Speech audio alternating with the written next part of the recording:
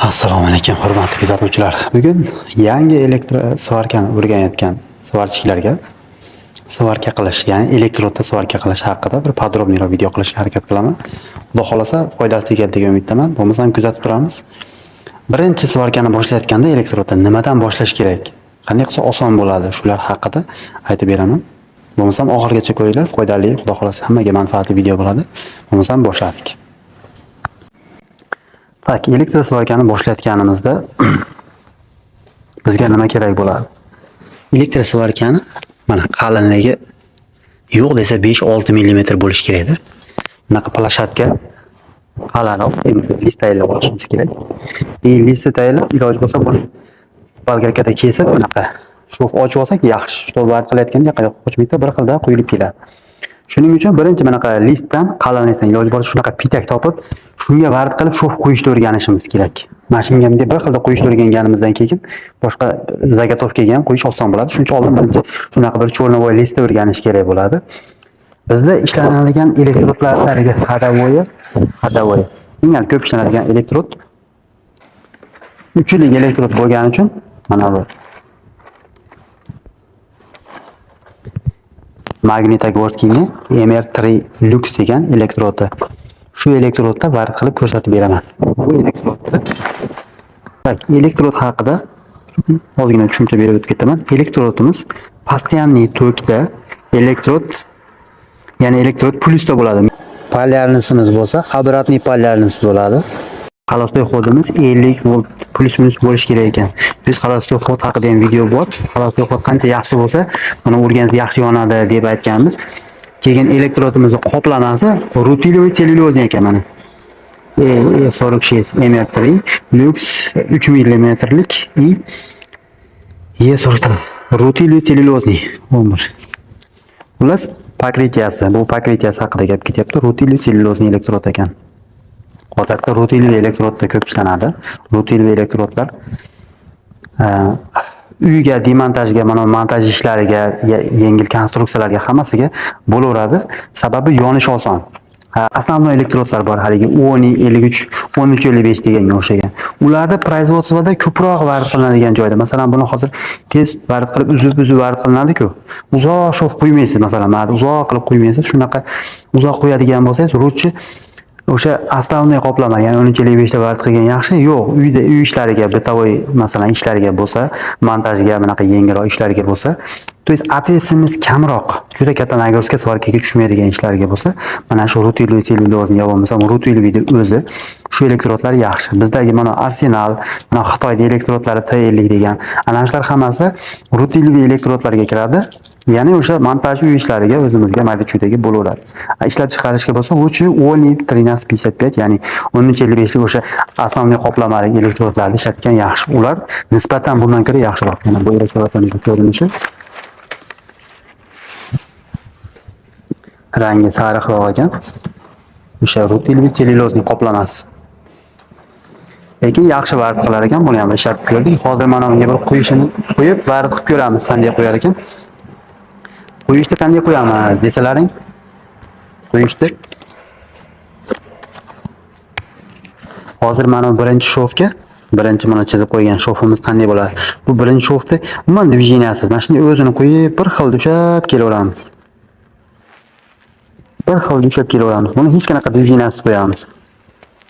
Движенияsiz. Mana buni bo'lsa, takstikda ikkita metal ulayotgandek qilib, bunga qilib bunaqa yarim oy qilib qo'yib kelamiz. Yarim oy. Faqat mana oy pastga egilgani pastga qarab.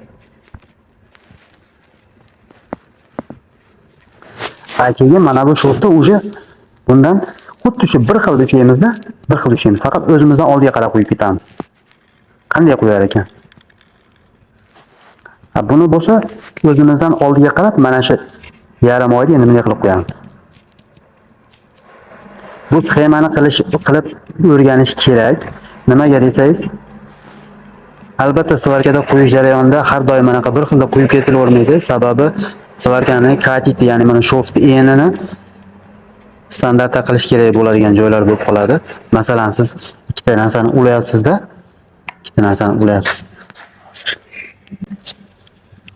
Mana metalga mana ulayapsizda. Mana o'rtadagi shox bunday quyiladi mana. Bunday quyiladi. Mana shofingizni mana tugagan yetidan mana quyilgan yetigacha o'lchanadi.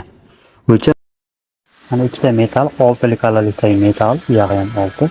Ikkalasi bunday burchak qilib vart qilinyapti. To'g'ri qilib burchak vart qilinyapti. O'rtada suvarga qo'yilyapti. Mana suvarga qo'yilyapti. Shu suvarga mana shuni tikka burchak deb oladigan bo'lsak, mana o'rtadagi suvarga mana shu suvarga deylik. Bu 6 bo'lgandan keyin mana bu qo'yilgan shofta nimasini vosatasi ham mana noldan olsak 6 bo'lishi kerak. Shunda mana narsa buni ushlaydigan darajada bo'ladi. Chunki bu shofimiz qo'yilganda diviziyana bilan qo'yilishining sababi shu balandroq, yaxshiroq, mustahkamroq qo'yish uchun. Keyin ba'zi joylarda teshib qo'ymaslik uchun, masalan, uzib qo'yadigan holat bo'ladigan bo'lsa, odatda kattaroq shel bo'ladigan bo'lsa, uzib qo'yishda bunaqa shel qilish kerak bo'ladi. Что mana men uni ikkita metal vart qilyapmiz, faqat bunday orqaga itarib bunday quyiladi. Buna quyilishining sababi mana bitta uribmaydi, ulab olasiz, keyin bunday qilib to'ldirib kelsangiz teshilmaydi. Keyin urgan mana bunday qilib quyganingizda elektroddagi shlak buni erigan metalda tepasiga chiqib ketadi. Shuning uchun mana unga qo'shilmaydi, yangi erigan metalga qo'shilmaydi, tepadagiga chiqib ketadi. Keyingini qo'yganingizda bu sovigan bo'ladi. Mana eri turgan joyiga chiqmaydi, narigini ustiga chiqib ketadi. Shuni hisobiga shlakni keyin ajratish oson bo'ladi. Shlak bilan elektrod qo'shilib ketmaydi.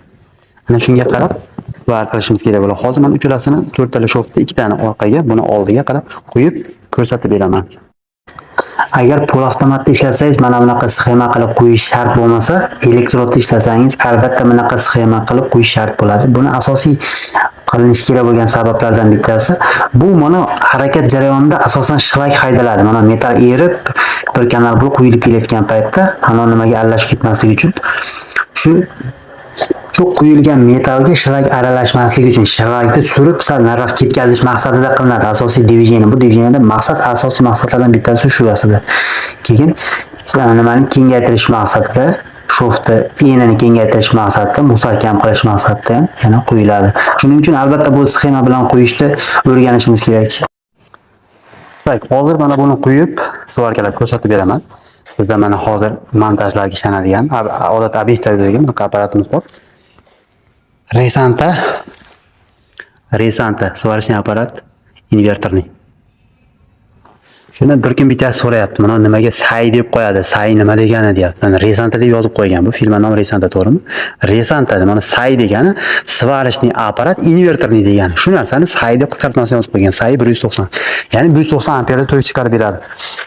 Tok tanlash haqida ham ozgina tushuncha berib ketay. Tokni qanday tanlaymiz desak, tok odatda elektrodni qalinligiga qarab tanlanadi. Biz hozir uchlik elektrodga vart qilyapmiz, to'g'rimi? Uchlik elektrodga где-то 90 bilan 100 o'rtasida ishlasak bo'laveradi. Uchlik elektrodga 90 bilan 100 o'rtasida. Endi bu hamma apparatda mana bu tok chiqarib bergan bilan напряжениeni ko'tarish har xil bo'ladi. Shuning uchun vart qilayotgan paytda agar tok pastligini sezyapsizmi, metal erimayotgan bo'ladi. Metal erimayapti, demak tok past. Tokni qo'shasiz, ko'paytirib kerakli normasiga olib kelsangiz bo'ladi. Uchlik elektrodda odatda 60 dan 100 o'rtasigacha mana shu o'rtalikda 60 dan 100 gacha vart qilsangiz bo'ladi. 100 dan u yog'iga o'sha uchlik qizib ketadi. Keyin u ham напряжение zo'r joylarda, ba'zilarda bo'lishi mumkin. Mana 100 emas, 120 da yoqasiz elektrod yaxshi yonadi. U yerlarda o'sha напряжение past degan. Ya'ni sizda 220 volt emasda u yerda 140 volt bo'lishi mumkin. Siz uydagi holatingizni aytyapman. Shuning uchun bu narsa hammasiga to'g'ri keladi degan narsa emas. Shu 60 bilan 100 o'rtasida olasiz. Lekin ikkilik elektrod bo'lsa 60 gacha olib borasiz. Mana 10 dan boshlanadigan bo'lsa 40, 50, 60 ampergacha ikkilik elektrodda, 60 dan buyog'i 90, 100 gacha uchlik elektrod. Agar to'rlik ishlatadigan bo'lsangiz, to'rlikda o'sha 120, 140, 160 qilib ko'tarsangiz bo'ladi. Lekin bu apparatlarda to'rlik ishlatilmaydi o'zi. Uydagi mayda-chuyda ishlatadigan bo'lsangiz, bu apparatlarda to'rlik ishlatilmaydi. 5likda ham yoqadi deb qo'yadi, lekin u 5likda yoqing degani emas. Yoqishga yoqadi, 5 minut ham yoqmaydi. 3 minutda yoqadi, 3 minutda qizib ketib, o'sha anons yonib qoladi. Apparat qachon qizib ketganda, buni oranjoviy yonib qoladi. Buni svetovoy indikator deydi. Ya'ni apparat yoqqaningizda mana ko'k yonib qoladi, ishlab turadi. Apparat qizib ketib o'zini sovutishga o'chadi временно. Qizib ketganda, shu paytda mana oranjoviy yonib qoladi. Mana shu paytda o'zi svarka avtomatik qilmay qoladi, to'xtaysiz dam olasiz, iloji yo'q. Qizib ketmasligi uchun apparatni katta напряжение bilan kuch bilan ishlatmaslik kerak. Ya'ni 190 amperlik apparatni siz maksimum 140 da ishlashingiz kerak. To есть to'rtlik elektrodni masalan 140 da yoqadigan bo'lsa, to'rtlik yoqish kerak emas buni. Uchli yoqasiz tamom. Agar ko'proq ishlataman desangiz, qalinroq metal ko'p vaqt qoladigan bo'lsangiz, lutchi boshqa apparat oling. Bu apparatlar yaramaydi to'rtlik elektrod yoqqan. Buni eng yaxshi ko'targani uchlik, hadovoy ko'targani uchlik. Bo'lib ham bu kompaktni kichkina apparatlar. Garantiyasi 2 yil deb qo'ygan, lekin bu resantalar ham oldingidaqa ko'p chiqmayapti. Oldingidaqa yaxshi chiqmayapti demoqchiman. Tak, bo'lmasa tokni tushuntirdim. 60 ta mana 60 ampergacha 60 ampergacha ikkilik elektrodda 60 dan buyog'i 100 gacha, 90 gacha olib borsangiz ham bo'ladi. 100 ham shart emas. 100 dan 120 qilib keyin 3 dan balandrog'iga o'tishib 3.5 ga o'tsangiz bo'ladi, lekin to'rtlik elektrod bo'ladi, ishlamaydi pashti. Uchlik elektrodda shu 90 100 hozir qo'yib yoqib ko'ramiz. Qanday varid qilishini ham birato'la amalda ko'ramiz. Bismillah, apparatga yoqamiz. Mana bu aytgandek, apparat yonganda zelen svet yonadi. Apparat qizib ketib o'chib qolganda oranjiy yonib qoladi. U paytda to'xtatish kerak bo'ladi. Hozir где-то 100 amperga qo'yamiz. Elektrodimiz uchlik. Metalimiz, plastikamiz qalinligi 6 mm keladi. Mana shu shoxlarni varid qilamiz. Kam bo'lsa qo'shiladi, ko'p bo'lsa olinadi bu aytgandek. Lekin menimcha 100 amper menimcha yaxshi bo'lishi kerak. Hozir qo'yib ko'ramiz, buni ham qanday. Tak, birinchi bo'yayotganda o'zimizga tortib bir xilda qo'yib kelamiz. Buni keyin devis sxema bilan yarim oy qilib, buni o'zimizdan oldiga bir xilda qo'yib ketamiz. Qilmasdan keyin buni devizina bilan qo'yamiz. Boshlanishda shunday qilib qo'l keltirish kerak bo'ladi. Bu nima uchun kerak desangiz, bu mana oralig'ida topib olish uchun. Qanday oralig'ida ushlash, masalan, o'ta yaqin qilsangiz yopishib qolishi mumkin. Ko'tarib olsangiz uzilib qolishi mumkin. Lekin bir xilda rasiyani ushlab qo'yish uchun oralig'ida topish kerak bo'ladi. Uning uchun oldin qo'yib o'rganamiz. Bo'lmasa boshladi. Elektrodni yoqishda ko'pchilik yoqishga qiynaladi, urganda yopishib qolaveradi. Buni yoqishda qiynalishining sababi mana to'g'ri urganda mana uchidagi qo'rqa dorisi bo'ladi. Ana shunga birdan chaqmasligi mumkin. Shuning uchun elektrodni yugurib chaqqanda yonboshlatib, bunday qilib yoqish kerak. Bunday qilib chaqsangiz, yo o'zingizga nisbatan. Mana to'g'ri urish kerak emas, bunday ishqalab turib yoqish kerak. Bunday qilib. Yo'q, yugurib ishqalab yoqasiz, xuddi shunday qilib yoqib turadi. Mana bunday qo'ysangiz yonadi. Oldiga urishlaydi, oldiga hech qilib qoladi. O'zingizga qo'ysangiz ham yonadi. Lekin yonboshimga urib yoqqan yaxshi. Mana. Buni yaxshi yonishini yana bitta nimasi, elektrodni apparatda xolostoi kodini to'ki qanchalik baland bo'lsa, buni yonishi shunchalik yaxshi bo'ladi. Bu apparatlarda shu xolostoi kod past bo'ladi, shuni hisobiga ham yaxshi yonadi. Tak, bo'lmasa yoqishni tushundik mana, yoqishni mana bir qanday qilib yoqamiz. Yonboshdan turib, masalan, endi buni quyib ko'ramiz.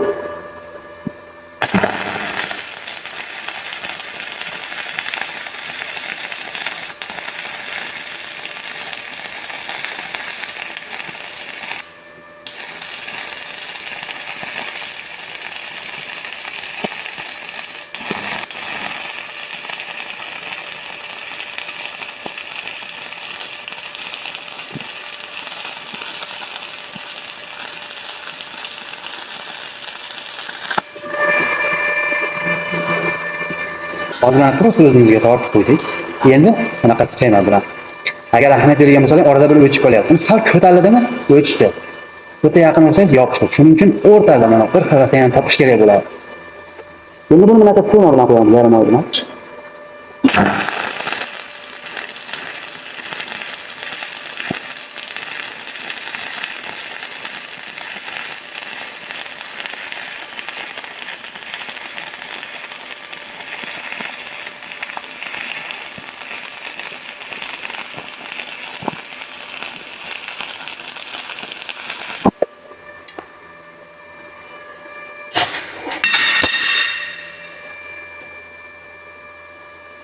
Mana hozir shoximiz oxiriga yetmasdan turib, elektrodimiz tugab qoldi, to'g'rimi? Endi shuni qanday qilish kerak? Shox ulab ketishimiz kerak, turib yaxshi bilinmasligi uchun nima qilish kerak desak, mana tugagan yetidan urmaymizda, sal teparoqdan, mana uni ustidan uramiz. Ozgina buni ustiga chiqib qaytamiz, shunda stigimiz uncha bilinmay ketadi.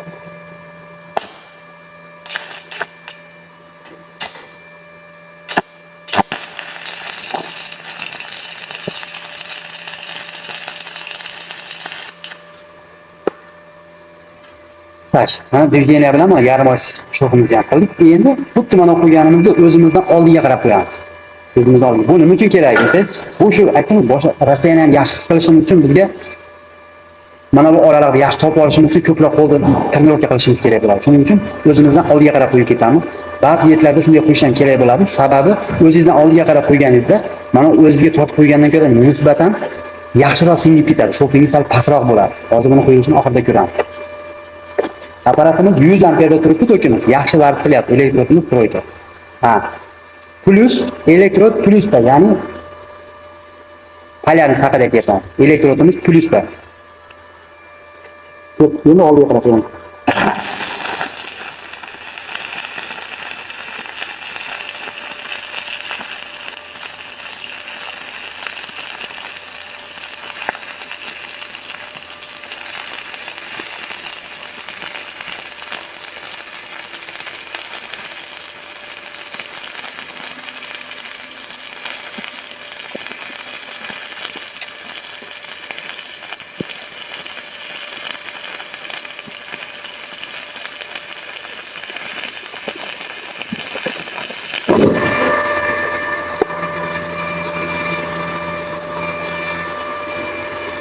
Mana bitta shu o'zimizdan oldiga qarab qo'ydik. Agar oldiga qarab qo'yishni yaxshilab o'rganib qo'l keltirsalaring, mana shlak sizlarga hech qachon xalaqit qilmaydi. Chunki shlak orqada qolib ketadi. Oldi agar ko'rinsa, oldiga qarab qo'ygan ham yaxshi. Endi shu oldiga qarab qilganda движение bilan shu yarim oyda teskarisini qilib oldiga qarab qo'yib ketamiz.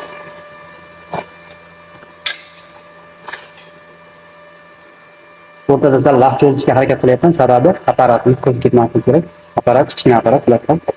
Juda muhim. Endi mana xuddi shu to'pni oldiga qarab qo'yamiz.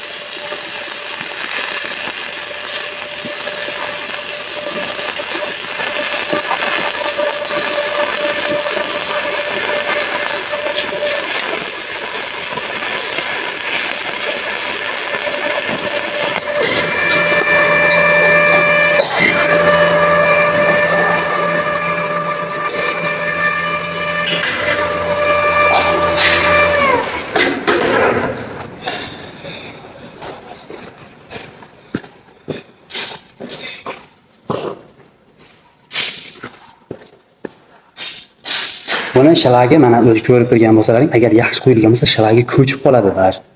Shlagi ko'chyaptimi, o'sha yaxshi qo'yilyapti, metall ancha qisib qoldi degan. Shlagini ko'chirib qo'yamiz.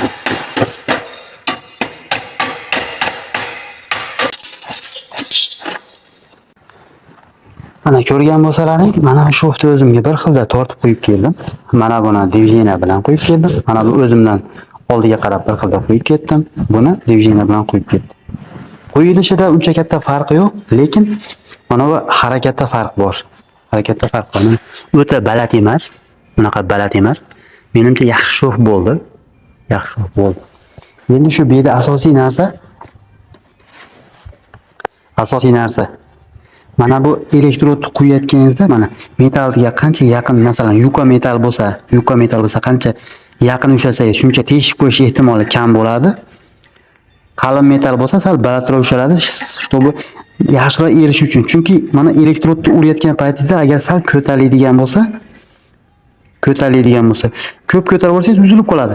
Sal balandroqdan qo'ysangiz, balandroq tok bilan qo'yadi. Yaqindan urib qo'ysangiz, mana uni erta uspet qilmay qoladi. Shuning uchun tok kamroq tegadi-da, shuni hisobiga yuqa metallarda qilayotganda qancha yaqin ushaversangiz, shuncha oson bo'ladi. Agar qalin metalni varib qilayotgan bo'lsangiz, siz tokni normal ko'tarib, bemalol keyin buni qo'ysangiz bo'laveradi sarrasiyaniya bilan. Bir de asosiy vazifa shu mana shu oralarda topib olish kerak bo'ladi. Yangi o'rganayotganlarga foydali bo'lyapti deb o'ylayman. Tushunmagan joylar bo'lsa yana yozinglar, qo'ldan kelgancha svarka haqida, elektr svarkani o'rganish haqida va qanday varib qilish, qanaqa shoklarda qilish, shular haqida yana video qilaman. Xudo xolasa kuzatishda davom etasizlar. Bo'pti, salomat bo'linglar, rahmat. Kanalga yangilar obuna bo'lib, like bosib qo'yish esdan chiqmasin. Yangilar albatta birinchi metalni olib, bir cho'rnovoy metal qilib, shunday qilib varib qilib qo'l keltiringlar. Asosiy masala metalni his qilish. Metal qachon erib his qilishni o'rganganingizdan keyin ikkinchi masala shlagni ajratish qoladi. Shlagni ajratib, keyin elektrodni qancha rasdan ushlashni bilsangiz bo'ldi. Hozir 3 ta narsani Men bittada ko'rsatib hali hammasini tushuntirib bera olmagandirman, lekin jarayonni ko'rsatdim. Qo'ldan kelgancha o'rgatyapman, tushuntiryapman deb o'ylayman. Tushunmagan joylar bo'lsa yana yozaveringlar, men ham yo'l-yo'lakay tushuntirib to'ldirib ketaveraman. Salomat bo'lasizlar, rahmat.